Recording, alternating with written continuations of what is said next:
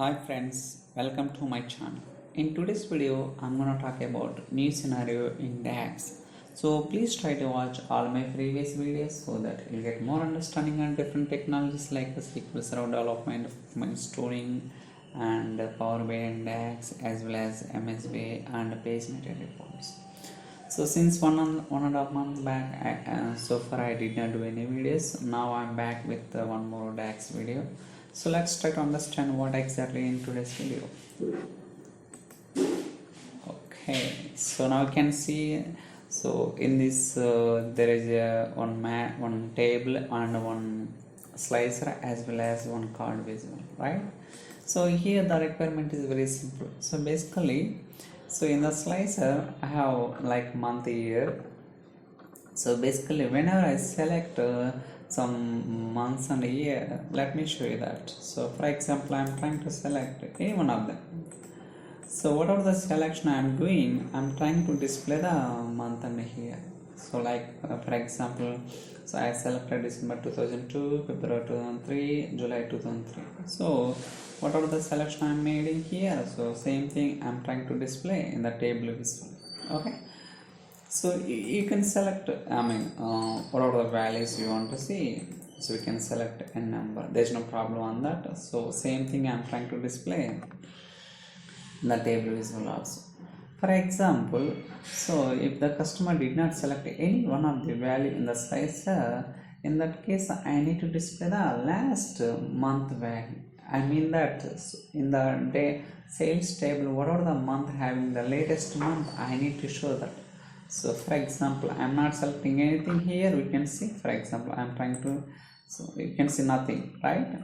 So I didn't select anything in the slicer, but I am trying to display the July 2004. So what are the sales for this month I am trying to display. So basically in my data model I have the sales from 2001 to 2004 July month only. So that's why, so in my case July 2004 is the latest month in the sales table, fact table. So that's why same thing I'm trying to display here also. So this is the actual requirement. So if the customer did not select any value in the slicer, I need to show the latest month value. If the customer selecting multiple values, so what are the selection have been done, same thing I need to replicate into table view. So I think so the scenario working fine. So now I will try to understand what exactly I have written the code to get this value. Okay, so in DAX basically we can write different style. So same thing we can achieve whatever the logic I have written, we can achieve in different style also. Okay, so for timing I have written them in my own style. Let me show you. Okay, so here I have declared some couple of, let me try to zoom it so that you can see clearly. So here I can have declared some couple of variables. I'll try to go through it. So basically in the first variable I'm trying to find what is the max month number. Okay, in my date table, so what are the month having the sales, last sales, so I'm trying to take into this variable. And here, so in the second variable I'm trying to make a count of that. It means that what are the count I'm trying to select in the slicer, I'm trying to take by using count x and all selected concatenate x function. In the final variable I'm trying to find a condition like by using if statement.